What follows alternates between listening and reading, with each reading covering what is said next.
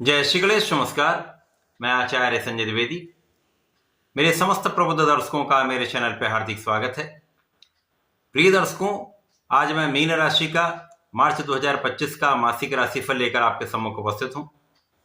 मार्च माह मीन राशि के जातकों के लिए किस प्रकार का रहने वाला है, मार्च माह में जो ग्रहों की स्थितियां हैं वो कितना लाभ देने वाली हैं, इस माह में स्वास्थ्य का भाव कैसा रहेगा, शिक्षा ज्ञान का भाव कितना प्रबल होगा, सुख समृद्धि में कितनी वृद्धि होगी, भाग्य का कितना साथ मिलेगा, कार्य क्षेत्र में कितनी आप उन्नति करने वाले हैं, कितना लाभ आपका बढ़ने वाला है, धन का कितना लाभ मिलेगा, तथा यदि कहीं पर कोई समस्या है तो उसका क्या निराकरण है, संपूर्ण विश्लेषण मैं पूर्ण तर्क के साथ करने जा रहा हूं। प्रिय दर्शकों, इस राशिफल को आप अपने लग्न तथा राशि दोनों के अनुसार देख सकते हैं। मार्च माह में प्रारंभिक समय में जो ग्रहों की स्थितियां होंगी वो इस प्रकार हैं। लग्न में ही राहु होंगे, बुध और शुक्राचार्य का भी गोचर चल रहा होगा। तृतीय भाव में गुरुदेव बृहस्पति का गोचर चल रहा होगा जो लग्नेश है। आपके लिए सप्तम भाव में केतु का गोचर होगा। आपके लिए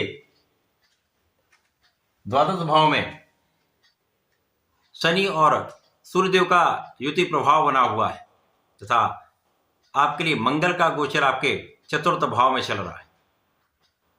ये संपूर्ण ग्रह स्थितियां हैं। इसके पश्चात इस माह का पहला परिवर्तन सूर्यदेव का है, जब सूर्यदेव 14 मार्च को राशि का परिवर्तन करके लग्न में प्रवेश कर जाएंगे, जहां पर 4 ग्रहों का महत्वपूर्ण संयोजन बनेगा तथा इस माह का महापरिवर्तन, इस वर्ष का महापरिवर्तन शनिदेव का है, जब शनिदेव 29 मार्च को राशि परिवर्तन करके लग्न में प्रवेश करेंगे।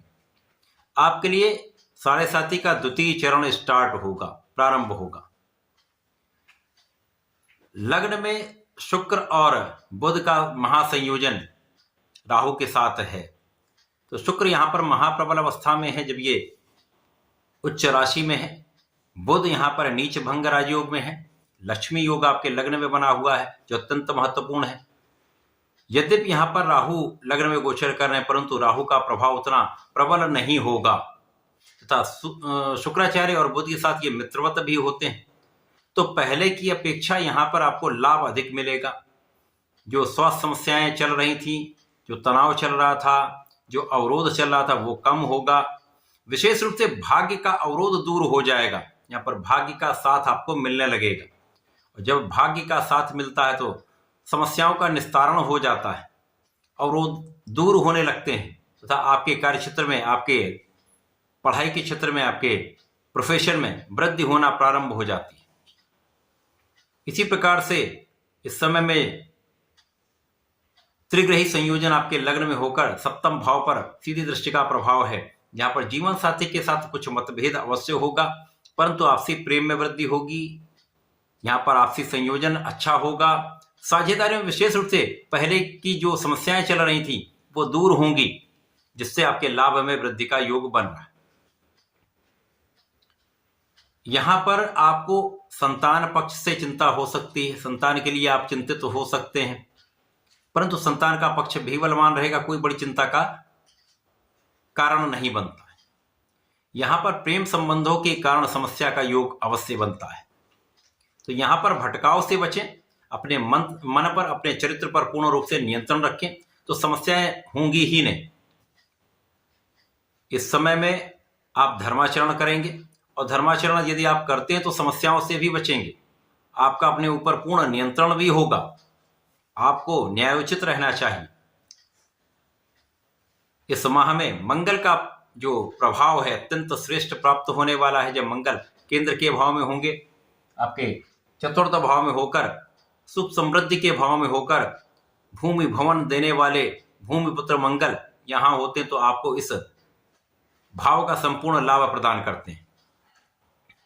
अब जिनकी राशि में ये मंगल का गोचर है वो लग्न में है, तो विशेष योग है तथा यहां से इनकी सीधी दृष्टि का प्रभाव 10वें भाव पर होगा।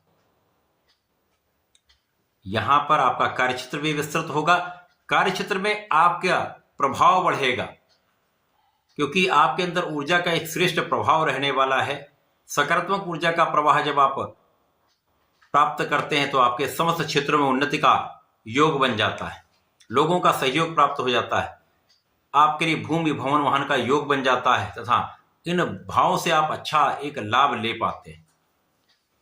लोगों के बीच में कुछ विवाद की स्थिति बनती है, तो यहां पर सोच विचार कर बात करें। बोलने से पहले विचार कर लेंगे तो कहीं किसी प्रकार की बड़ी समस्या नहीं हो। सप्तम भाव पर कई ग्रहों का प्रभाव मिल रहा है।